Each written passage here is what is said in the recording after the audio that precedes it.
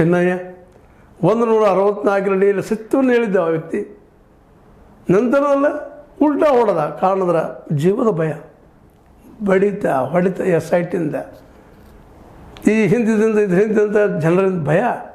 ಯಾಕಂದ್ರೆ ನೇರವಾಗಿ ಹೆಗ್ಗಡೆಯವ್ರ ಮೇಲೆ ಆರೋಪಿದ್ದವ್ರದ್ದು ಸೌಜನ್ಯಾಳ ಕೇಸಲ್ಲ ಅವರ ಮಕ್ಕಳು ಭಾಗಿಯಾಗಿದ್ದಾರಂತ ಹೇಳಿಕೆ ಕೊಟ್ಟಿದ್ದರು.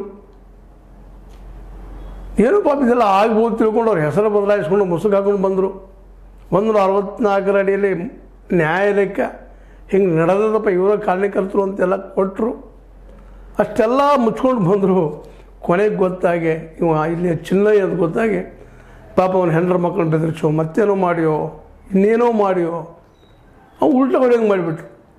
ಆದರೆ ಇದು ಅವ್ನು ಒಬ್ಬ ಉಲ್ಟಾ ಹೊಡೆದ್ರೆ ಈ ಕೇಸ್ಗಳು ಮುಚ್ಚಿ ಹೋಗ್ತಾವ. ಅದರಿಂದ ಇಂಥ ಒಂದು ಮಹಾ ಹೋರಾಟಗಾರ ಇದ್ದಾರೆ.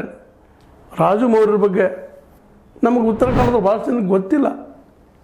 ಕುಳ್ಳ ರಾಂಪೇಶ್ ಬಗ್ಗೆ ಗೊತ್ತಿಲ್ಲ, ಅರುಣ್ ಡಿ ಬಗ್ಗೆ ಗೊತ್ತಿಲ್ಲ. ಅನೇಕ ಟ್ಯೂಬರ್ಸ್ಗಳಿದ್ದಾರೆ. ಅದು ದೊಡ್ಡ ಮೀಡಿಯಾ ಯಾವುದೇ ಸತ್ಯ ಹೇಳ್ತಾ ಇಲ್ಲ. ನಾವು ನೋಡೋದು ದೊಡ್ಡ ಮೀಡಿಯಾಗಳನ್ನು, ಗೋಧಿ ಮೀಡಿಯಾಗಳನ್ನು. ಅವರು ವಾಸ್ತವ ಸತ್ಯ ಹೇಳಲಿಕ್ಕೆ ತಯಾರಿಲ್ಲ.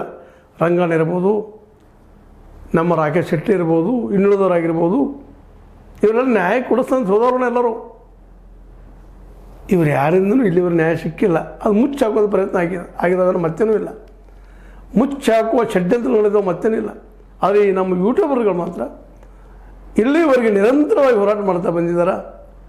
ಅದಕ್ಕೆ ಸಾಕಷ್ಟು ನೋವುಗಳನ್ನು, ಸಂಘಟನೆಗಳನ್ನು ಅನುಭವಿಸಿದ್ದಾರೆ.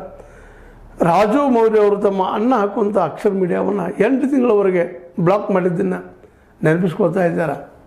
ಮತ್ತು ಕೇಸು ಹಾಕಿದ್ದಾರೆ, ಬರೆದಾಡಕ್ಕೆ ರೆಡಿ ಆಗಿದ್ದಾರೆ. ಅವ್ರು ಹಿಂದೆ ಸರಿದಿಲ್ಲ. ಇಂಥ ಅನೇಕರಿಂದಾಗಿ ಇವತ್ತು ಧರ್ಮಸ್ಥಳದಲ್ಲಿ ನಡೆದಂಥ ಘೋರ ಅನ್ಯಾಯಗಳಿಗೆ ಒಂದು ನ್ಯಾಯ ಸಿಗ್ತದೆ ಅನ್ನೋಂಥ ಭರವಸೆ ಮೂಡೋದು. ಏನೋ ಒಂದು ಭರವಸೆ ಮೂಡಿಸಿತ್ತು SIT. ಆದರೆ ಇವತ್ತಿನವರೆಗೂ ಆ SIT ನಮಗೆ ಸತ್ಯ ಹೇಳ್ತದಪ್ಪ, ಇವೆಲ್ಲ ತನಿಖೆ ಮಾಡ್ತಾ